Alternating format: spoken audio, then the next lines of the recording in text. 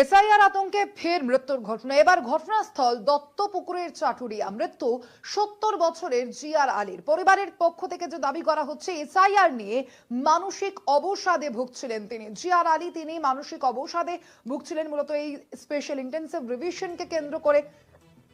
সেই কারণে এই ঘটনা। এসআইআর আতঙ্কে ফের মৃত্যু দত্তপুকুরের চাটুরিয়ায়। এবার ঘটনাস্থল দত্তপুকুরের চাটুরিয়া। মৃত্যু ৭০ বছরের জিয়ার আলীর।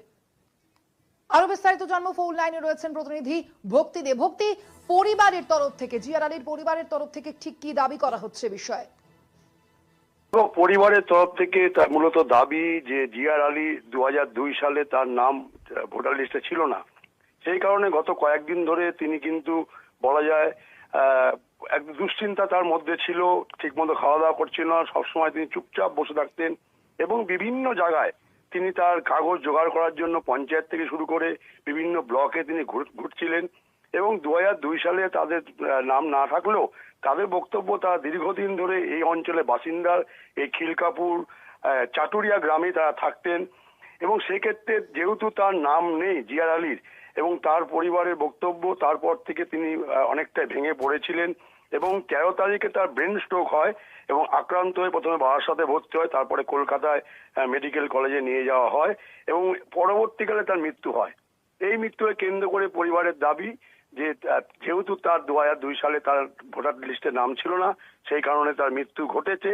এবং তিনি পরিবার আরো জানিয়েছেন, এলাকায় যারা বিজেপির সমর্থক বা নেতারা আছেন তারা কিন্তু বারবার বলছিল 2002 সালের যাদের নাম থাকবে না তাদের বাইরে অর্থাৎ বাংলাদেশ চলে যেতে হবে। এই আতঙ্ক তার মধ্যে কাজ করছিল।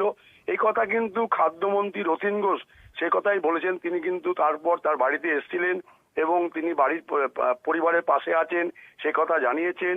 এবং খাদ্যমন্ত্রী যেটা বললেন যে 2002 সালে তার নাম ছিল না, সেই কারণে কিন্তু তার এই মৃত্যু হয়েছে এসআইআর লাগু হওয়ার পর থেকে। এবং বলা যায় যে এই ঘটনার পর পরিবার অনেকটাই ভেঙে পড়েছে।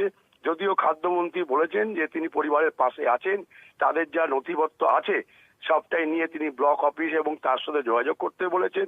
এবং এই ঘটনার পর পরিবার থেকে শুরু করে এলাকায় একটা শোকের ছায়া নেমে এসছে।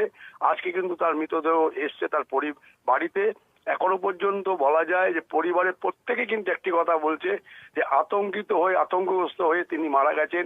এসআইআর লাগু হওয়ার পর থেকে তিনি কিন্তু এই যে বাড়িতে চুপচাপ থাকতেন, খাওয়া দাওয়া করতেন না, তারপর এই ঘটনা তার ঘটলো। একেবারে ধন্যবাদ তোমায় ভক্তি।